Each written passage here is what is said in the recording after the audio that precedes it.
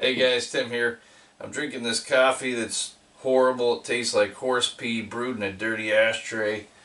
But anyhow, what I wanted to go over today was seasons and how with the right tools you can take advantage of all the different legal hunting seasons throughout the year. And I'm going to go through the manual with you. I have everything here that will get you through the year. Let's start with general buck season. So let's use deer as an example, and we'll start with general season rifle. So the season for coast buck is October 3rd through November 6th. Now this will give you approximately a month, and it'll give you you'll just use a regular hunting rifle. There are several. There's an endless variety of different legal hunting rifles that you can use for that season. You're looking at a range of around, on average, 350, 400 yards on average with a rifle. So it's a pretty good general season. Now, if you're willing to take a handicap, because during rifle season you get the month, but you can only take a buck, and that's it. It says, and not necessarily a buck. It says with an antler. So sometimes you'll run into a doe with an antler. Either way, it has to have an antler to be a legal animal. So now let's look at archery, and this is archery, and we'll look at some of the same units. It's broke down a little bit differently, but the season stretches from August 29th to September 27th with a break in between, and then it starts again November 21st through December 13th. And the legal animal is one deer, so it doesn't matter. You have twice as much time, and you can shoot anything that you see basically. But you're going to have obstacles when you do this, and so you're taking a handicap. With archery, your longest range you're going to get reasonably 75 yards. You can push it a little further than that, but that's about all you're going to get. You can only shoot as many times as you can stick an arrow in here accurately and ethically. And so there's just a lot more that goes into it. You have to have a rangefinder. Sometimes you have to have a blind, depending on the area you're in. I'm going to show you ways to get around having to use a rangefinder. If you're in a stationary area behind a blind, what you can do is you can take a rock and you can paint the side of the rock correspondingly to the color of the sight pin in your sight, and put that at the range, out at the range that you're looking at. For example, if my yellow pin is my 70-yard pin, I'll put a rock out 70 yards, and the painted side will be facing toward me. So if I see the animal's foot near that yellow rock, I don't have to use my rangefinder, and that'll save me time. I can just come up, aim, shoot, and I'm good. And so that's the reason that you're able to take any sex or any and you have twice as much time as you're taking a handicap when you go with archery. Okay, so now let's look into an in-between season.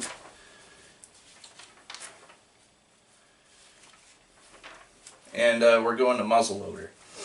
Okay, muzzleloader is it's broke down a lot differently. You're looking at individual units here, but let's look at an average date here.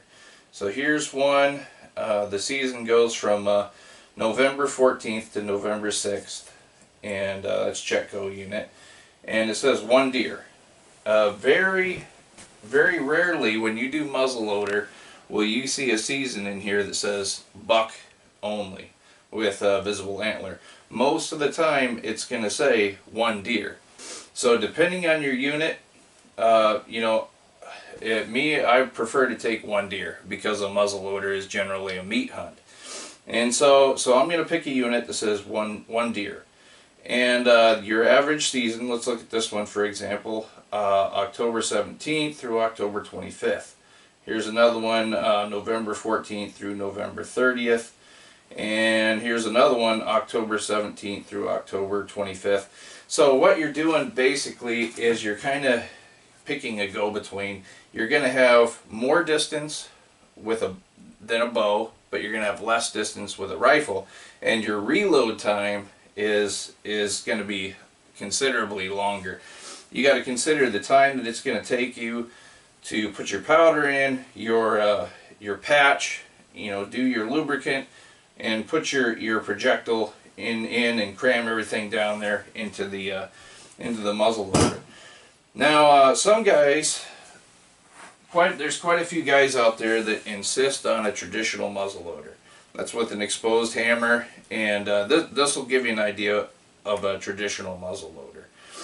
It's very high maintenance. It doesn't strike as reliably as an inline, but the challenge is there, and that's why a lot of people insist on traditional muzzleloader only.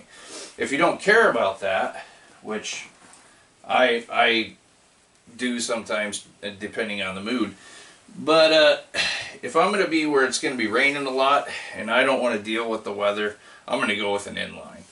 And in the state of Oregon, to have a legal inline, you have to have an open exposed ignition to the weather.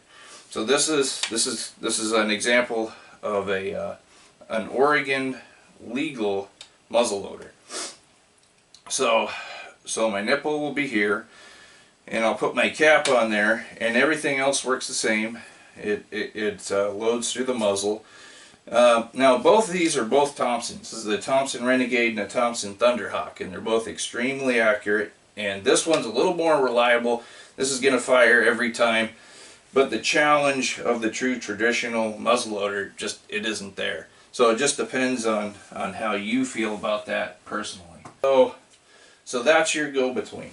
Now, another tool that you're going to need to take advantage of some deer seasons is, let's go with the Willamette drainage, for example. Or some of the other heavily populated areas during rifle season, it's going to be shotgun only. When you're at the coast, Willamette drainage, some different areas that are populated, it's going to be shotgun only. So here's the ultimate answer to that. This is a rifled shotgun. It's a 12 gauge. It has rifling in the barrel, and you can go with a sabot slug. The sabots that I use are moving out at 2,000 feet per second. Use a 300 grain slug, and the ballistics are very similar to most rifles, but this is legal for a shotgun only area to hunt in. And I really like this one.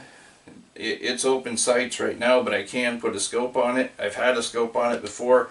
It's just for the range that I'm going to get out of this, which is right around 150 yards. I prefer to have open sights on this shotgun.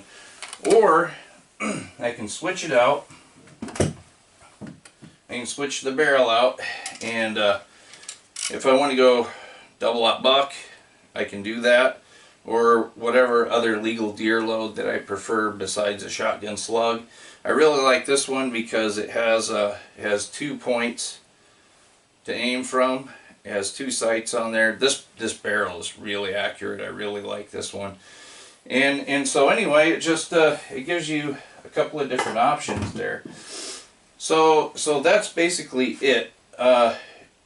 You can pick your poison, you can pick your handicap, and your distance and your projectile, and that's what I really like about hunting in Oregon with the different seasons, is you have all these different options.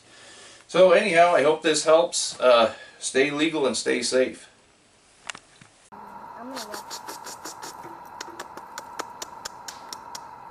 Don't start doing your animal talk to him, man. He'll come right on over.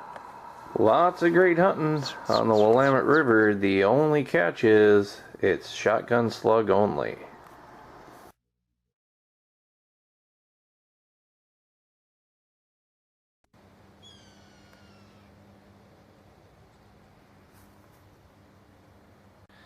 Well, there's all types of bear sign in here, but just haven't spotted the bears yet. I'm gonna take a look around here. I might just sit down and wait for a while under this big plum tree and see if anything comes my way. Yeah, I think I for sure got the right spot here. We've got all kinds of bear scat, and I've got the river, the Lucky Mute River right over here, and we got berries, we got plums. This is the spot right here. This is where I'm going to sit down and wait.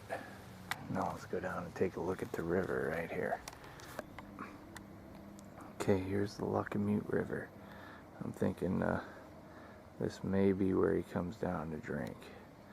Okay, we got something. We got some kind of critter right over here. I'm not the kind of guy who shoots first and asks questions later. I'm going to zoom in on it, find out exactly what it is. All right, here we go.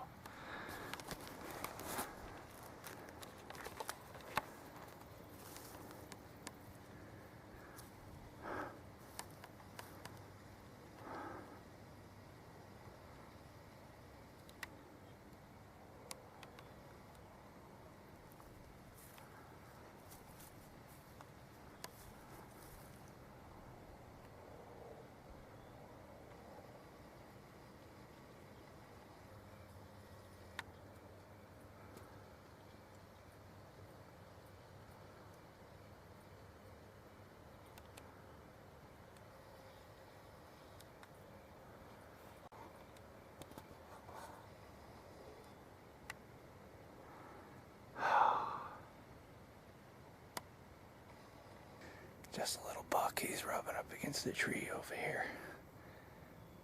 He just noticed me. Not what I'm looking for. Not on the menu today, anyway. Yeah, you'll be lunch later on, pal, but not today.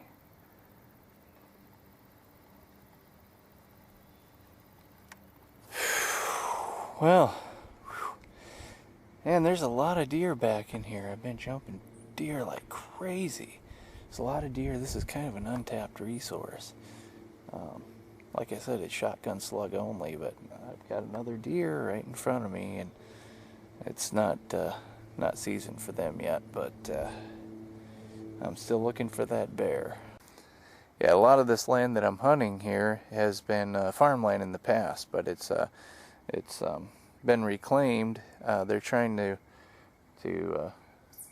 reintroduce some of the native plants here. Here's some interesting features about this place. This is a hallucinogenic narcotic plant, which I'll leave unnamed.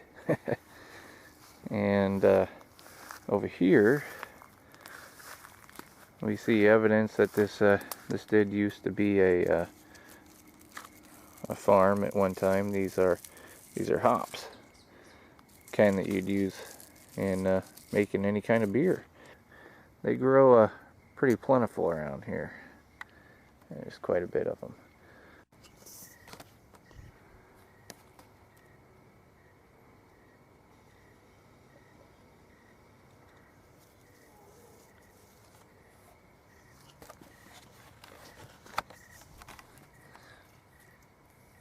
Man, this is what I love. Things grow so well here in the Willamette Valley, and these trees are just loaded. So are the bushes with all kinds of fruit in here. There's all kinds of animals, all kinds of critter hiding out in here. The coyotes are talking to each other right over there. They don't even know I'm here. Everything's walking right by me. It's like these animals don't get a lot of pressure in here either. But I still haven't seen that bear. Well, I'm going to wait here for a while, and I guess while I'm here, I'm going to stock up on berries.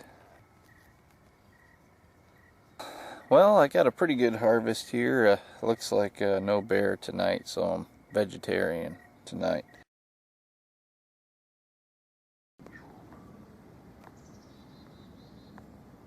The Willamette River.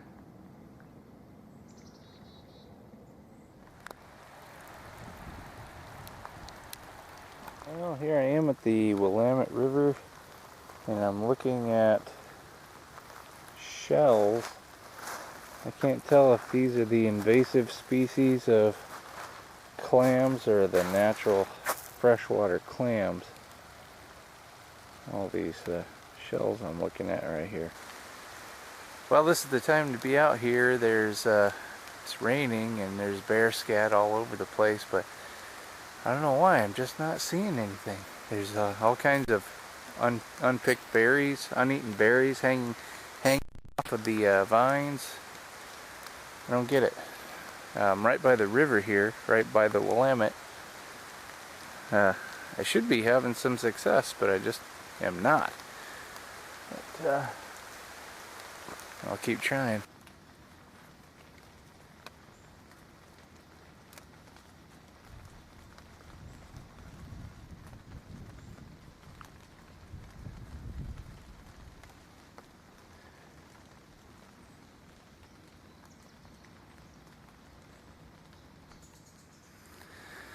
Oh well, I got ripped off again. I'm stocking up on blackberries now. Looks like another day of vegetarianism.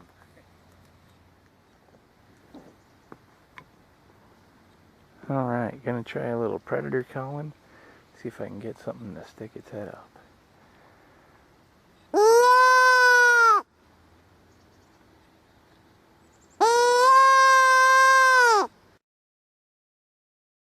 The front and hind legs, and it hit the ground.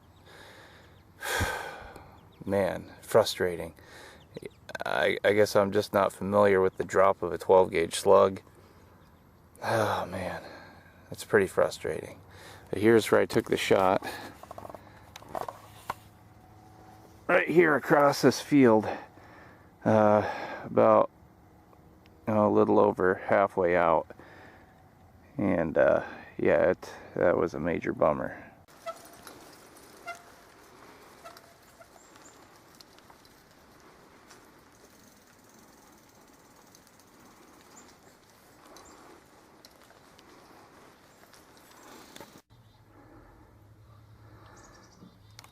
Okay, here I am on the Luckamute River, and I'm going to go down to the Willamette River, where it also meets up with the Santiam River. And there's a whole set of islands down in there that I'm going to be trying to work. And basically I'm coming in on the Luckamute River trying to get lucky. Now this is what's pretty crazy and pretty cool at the same time. This is wood and debris on the Buena Vista Bridge above me from the Luckamute River below, and all that wood and debris is from the river being up so high. It kicked all that wood up. It's quite a distance.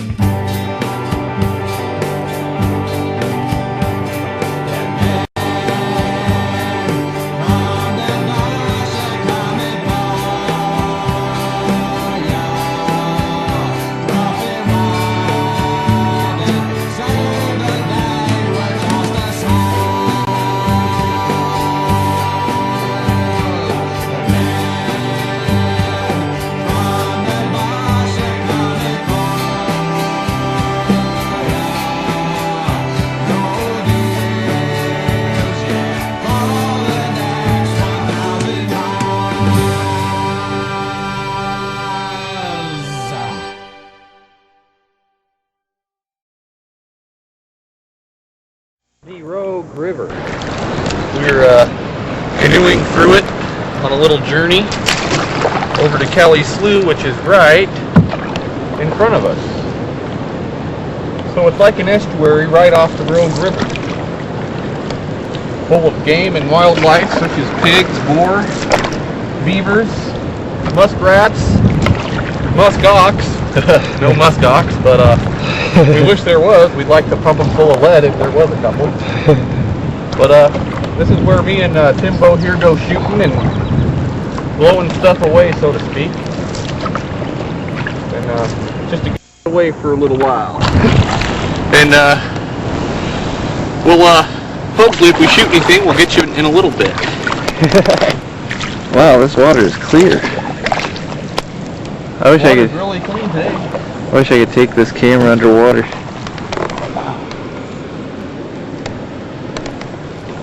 Beautiful, absolutely gorgeous. Oh, there, now you can document. Oh, and there's the beautiful Table Rock. One of the nice sights around here. We canoe right underneath it. Probably less than 1.5 miles from its edge.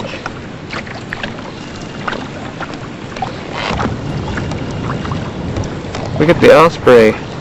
Where'd he go? I lost him. Oh, there he is. Oh, nice shot. Get a nice shot of that osprey. Oh, there's tons of froggies. There's tons of pollywogs on here. Big swamp. Kind of like Vietnam out here, huh? What kind of nest? These eggs belong to what bird? I don't know. What do you think? I think a blue heron. There's another one right over. And man, I can hardly see him on the camera. I'm zoomed in all the way. That is a female black-tailed deer over there. Yep, that's what it is. All right. It's a muskrat. See the muskrat?